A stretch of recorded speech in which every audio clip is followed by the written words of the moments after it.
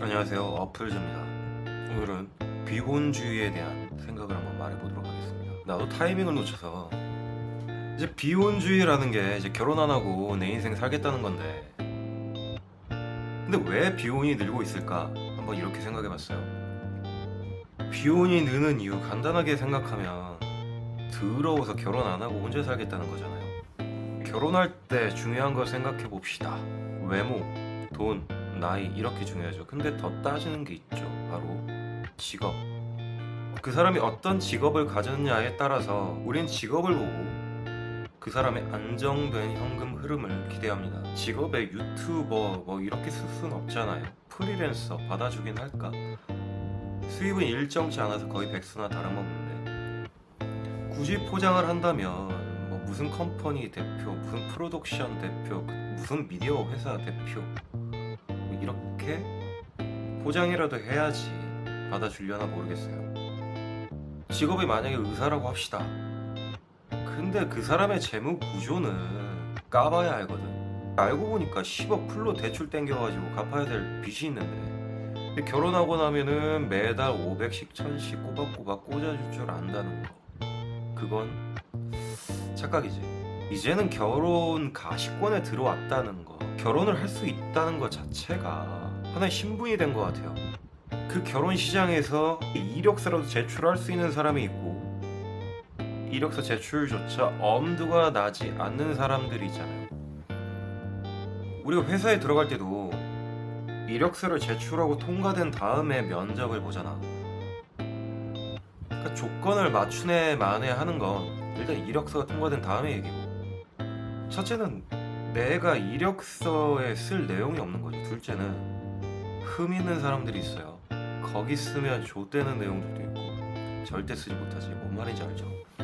그래서 결혼을 생각했을 때 이력서 통과된 사람들이 더 이상 비벼보기 힘들어서 구애 행동에 실패한 경우는 후발적 비혼이 는다면, 애초에 적어낼 이력서조차 없는 쪽에서는 미리 선수쳐서 자발적 비혼이 는다고 봅니다. 그런데 이런 비혼을 가중시키는 요소가 뭘까?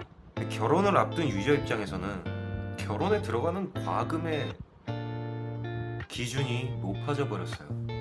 시장에서는 이 정도 조건, 이 정도 과금이면 적당한 타협점 아니냐. 모바일 게임으로 치면 단돈 몇만 원이면 충분히 즐길 수 있을 거라고 생각했는데, 이제는 100만 원도 소과금으로 느껴질 만큼 무뎌져 버린 거죠. 그러니까 결혼을 준비하는 유저 입장에서는 꼬접하는 거죠. 그러니까 그럴 바엔 안 하고 말래. 꼬접 안 하고 미련을 두고 남아있는 경우, 한번 심리를 예측을 해봤습니다. 오히려 20대 때 잘 나가고 재미 좀 봤던 사람들이 30대 중후반 돼서 결혼 좀 하려고 할 때 더 힘들거든. 그땐 내가 어리고 예쁘니까 알아서 다가와서 재미 좀 봤지. 그냥 나이 드니까 이제 슬슬 퇴물 취급받는데, 이제 태세 전환해서 급하니까 적극적으로 해봐야겠다 라고 생각을 해도 수동적인 게 되어있고 적극적인 신용만 하게 되니까 버거워요. 특히 선택하는 입장에서 선택받는 입장이 되니까 존심이 상하기도 하고, 오히려 나보다 못하다고 생각했던 민첩한 친구들은 잽싸게 결혼해서 잘 살고 있는 꼴 보면 배알이 꼴리죠. 이제 눈을 좀 낮춰가지고 안정적인 그 조건만 있으면 괜찮겠다 라고 한번 타협을 시도해 보는데, 그런 쪽이 원하는 조건 되는 사람은 그런 남성의 심리를 한번 예측을 해보겠습니다. 결혼하면 잡고 살거나 잡혀 살거나 둘 중에 하나인데, 가정의 평화를 위해서는 잡혀 사는 게 이 바닥 누르이거든. 근데 내가 잡혀 살면서까지 내 통장을 맡겨야 되나 라는 의문이 들죠. 그럴 바엔 넉넉히 월정에 끊어가지고 새로운 이벤트 할 때 지르는 정도로 어린 여자들 만나는 게 더 가성비 있게 느껴지더라는 거지. 근데 또 그런 남성들이 20대 남성 입장에서는 생태계 교란종 같거든요. 그래서 빡이 더 치죠. 이제 위기감을 느낀 친구들은 이제 성공학강이나 흔들리는 정신을 잡아줄 뭐 그런 곳들 찾아다니면서 점점 약간 또 다른 변종이 되죠. 비혼주의라는 용어에 대해서 생각해봤습니다. 비혼주의가 아니라 비혼지대라는 정서적 영토를 창조했다는 느낌을 받았습니다. 결혼하면 하는 거고 말면 마는 거지. 연이 되면 또 만나는 건데 하도 방송이든 유튜브든 우리 이렇게 살아요 꼴값을 떨어다니까 보는 사람은 장벽을 느껴서 결혼 더 하기 싫어지는 거죠. 결혼 시장에서 부대낌을 느낀 후발적 비혼주의자들은 구애 행동이 안 먹히니까 망명 신청을 한 거고, 자 이제 결혼해서 행복하냐 비혼이라 행복하냐, 이건 누구 정서적 GDP가 높은가 경쟁하는 거라고 생각합니다. 그런데 진짜 결혼하고 싶은데 어떡하죠? 연애든 결혼 생활이든 유지가 되려면 생기가 돌아야 된다고 생각해요. 근데 그거는 좀 약간 복덩이가 들어와야 돼. 저 사람을 만남으로써 저 사람의 같이 삶으로써 저 사람이 우리 집으로 들어옴으로써 분위기가 싹 바뀌는 거죠. 그건 좀 차치하고, 첫 번째는 좀 레트로 감성이 필요할 것 같아요. 물 떠놓고 같이 사는 거, 그런 거 옛말이 아니냐. 근데 이럴 때일수록 레트로가 또 먹힐 수도 있죠. 나도 여친이 있을 때 같이 쿠팡 다닌 적도 있어요. 이렇게 어떤 공동 작업을 하고 같이 일하다 보면 이 사람의 또 다른 모습을 느낄 수도 있습니다. 아, 얘랑은 살아도 되겠다 처럼. 두 번째, 좀 눈을 낮춰도 되지 않을까? 어떤 수직적 조건이 아니라 수평적 조건으로의 이동인데, 좀 다른 직업이나 다른 환경에서 살았던 사람들을 좀 만나보는 게 필요할 것 같아요. 우리가 사람 많이 만나봤다, 사람 경험이 많다 하는 사람들도 자기 업무, 자기 직장, 자기 환경과 관련된 그런 제한된 경험을 갖고 있죠. 그러니까 좀 나랑 엮일 일이 없는 부류도 한 번쯤은 좀 경험을 해보면 시야가 트일 수도 있어요. 세 번째, 좀 과감한 게 필요한데, 이제 연애를 생각해봤을 때도 연애에 뭐 무슨 문제가 있다, 연애를 잘 못한다, 원인은 의외로 심플해요. 수동적이야. 이 수동적, 그럼 적극적으로 해야 되겠다라고 생각을 할 수가 있는데, 이게 좀 애매하죠.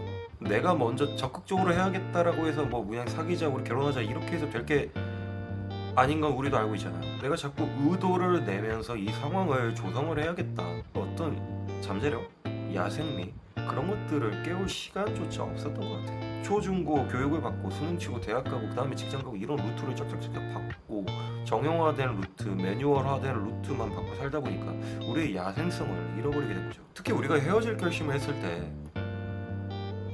생각보다 드라마틱한 요소는 찾기가 힘들거든. 그러니까 우리 결혼했어요든 우리 헤어졌어요든 타인을 의식하면 요란한 법입니다. 그러니까 방송에서나 그렇지, 카메라 틀어졌을 때나 그렇지, 일반적인 경우는 자기가 그 사람을 어떻게 만나게 됐고 어떻게 헤어졌는지 본인들도 잘 몰라. 연락이 안 된다? 이유를 몰라요. 자, 그리고 사람이 진짜 기분 나쁘면 나타나는 가장 큰 특징이 말을 안 해버려요. 특히 연애를 한다거나 투자를 할 때도 동일하다고 생각하는데, 사람마다 갖고 있는 정신 모형, 당시 보유 정보가 다 다르잖아요. 그 사람에게는 그 당시 그 시점에 타당한 의사결정이었어. 루나에 투자한 사람들은 분명히 그 당시 합리적으로 생각을 했을 거예요. 그러니까 마찬가지로 내가 이것저것 따지면서 합리적으로 결혼 상대를 결정했을지라도 그게 어떻게 끝날지 모른다는 거죠. 특히나 가장 힘든 건 도대체 저 사람 머릿속에 어떤 일이 벌어지고 있는지 모른다는 거예요. 말해주지도 않고. 그리고 관심이 있으신 분들 중에서 비용을 상담을 신청하신다면 연애 상담이 아니라 머릿속에서 구체적으로 무슨 일이 벌어지고 있는지에 관한 상담을 할 거예요. 역사적으로 볼 때 경기가 안 좋으면 스커트가 짧아지더라는 거죠. 근데 그건 상징적인 의미고, 요즘 스커트 잘 안 입으니까 육체적으로 더 보여지는 걸 중요하게 생각한다는 거죠. 그러다 보니까 플랫폼들을 봐도 과시형이 많죠. 아무런 시기는 누구나 있다고 봅니다. 근데 그게 좀 진짜 족같아. 저도 중개사 자격증도 있겠다, 부동산 일 좀 하면서 돈 좀 땡겨보려고 부동산 회사를 한번 들어갔어요. 기획부동산이네. 솔직히 기획부동산이든 뭐든 돈만 벌면 되니까 상관은 없었어. 근데 내가 잘 알지도 못하고 내가 직접 가본 적도 없는 그 땅을 가뜩이나 내 폰에 연락처도 싹 다 지워놓고 몇 명 남지도 않은 거 그 지인, 그 친척들한테 연락을 해가지고 작업 들어가기는 싫더라고. 그래서 그만뒀습니다. 뭘 할까 하다가 노가다를 한번 뛰어봤어요. 쿠팡보다 낫더라고. 뛰고 온 흔적, 안전한 필수. 요즘 안전관리도 신경을 쓰고 젊은 층이 없어요. 그래서 대우가 썩 나쁘지 않아요. 하여튼 이제 뭐 그놈의 패시브 인컴, 최고의 패시브 인컴은 카지노죠. 나중에 카지노나 차려볼까. 이상 자아해방센터 어플지였습니다.